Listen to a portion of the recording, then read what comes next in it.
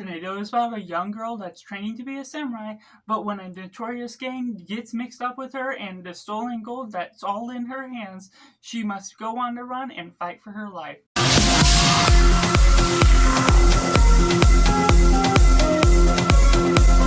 Hello and welcome Cinema, where we focus on a film. I'm Josh, this is Simply Cinema. Let me know down in the comments below what you thought of Tornado. If you've seen it, do you like it, do you not like it, or is it somewhere right in the middle, or if you're waiting for this review to decide if you're going to see it or not. And taking it right in a positive, Tornado is a mononaural western type of film that leads into a revenge thriller of sorts, and it's all blended well with the aspects with Tornado being the young woman and going about this story arc that's not necessarily extravagant by the means that you're expecting anything new and fresh, but the expectations can be blended down to the good action and flow of the story that takes its time with this slow pace. And so the nature of what we get out of Tornado, the development of her characters, a lot more than I would have expected. It's still not necessarily understanding all the different motives that she's going after, but it ultimately tackles something that really performs well,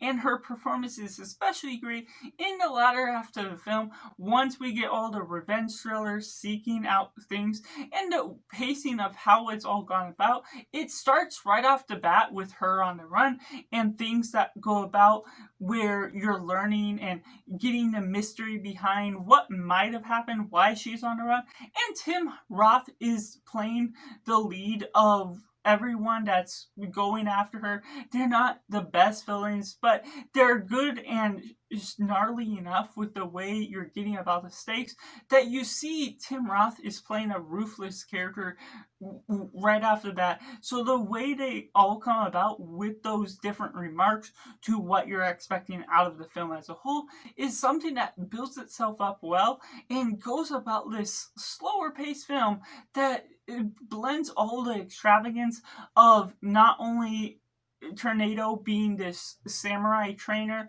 trying to learn from her father, getting a few emotional beats here and there connected to that, but also the chase scenes or other things. They're not the biggest things that you can expect out of it, but the world setting and the cinematography is good enough to the nature of what you may be grounded into this film all for, and so that bleeds into multiple different remarks that you can compliment this film for, that you can follow along and get all the hide and seek, cat and mouse chase sequences, if you will, to the nature that you can really be compelled by how things are coming about, the action that is coming through, all leading on to about a 15-minute final fight sequence that leads on to certain things that I won't spoil, but that's a little more action filled to how you're building up certain remarks. And I also have to compliment the film for the genre blend. While it isn't too divergent with the way it goes about certain things, it blends itself and runs around pretty smoothly with samurai culture, with the Western culture, studying that a little bit more and the motives behind the characters and the motives of family representation. It's not strong in that thematic presence, but it still is a little bit present to the way it flows on throughout. You see there's a little bit of research and certain aspects that make sense to the way that it's going on, and so the samurai fighting taking place in a Western type of world, the way the setting is all displayed, side characters that are setting up in wagons and tents, it makes a general flow of the story that becomes interesting at the very least. Which takes me into the mix elements. Of course, like I've sort of mentioned, this isn't anything where you'll expect anything new, anything big and fresh. There are certain remarks that can be noted that won't be for everyone. It may feel a little stale, but the Western and samurai training sequences can be a hit or miss depending on what fully you are engaged with, what sort of genre types and blends you are going after, which does lead me into the saying that this kind of has a little bit of a shift near the end. Once it does go into that revenge thriller of sorts, it fits in with the story, but not everyone will be able to compliment it for the flesh that it bleeds on throughout the whole story, and then gets to this bigger type of scene that's not necessarily the biggest you can ask from it, but it will be a mixed bag depending on how you're looking at it as a whole. I didn't find it too jarring, but it was a notable thing to come out with and be able to express some thoughts, something that may be a little bit of a turnoff based on how you're starting all the film. If you're not necessarily a fan of how it ultimately progresses at the beginning, it's not necessarily something you need to fully wait for if you're ultimately gaining all that payoff by the beginning. Which takes me into the negatives, to which unfortunately there's some remarks about the beginning of the film, how it's progressing with the ideas of the editing as a whole, to which most of the film is decently edited. You're not expecting some big changes. You aren't looking at a editing machine that'll go into multiple different remarks, how it's quickly changed in different places. But ultimately there's certain things where when you start at the beginning, it has a good solid start to her being on the run. You're getting the mystery behind what she may have done and expecting that to unravel as the story goes about.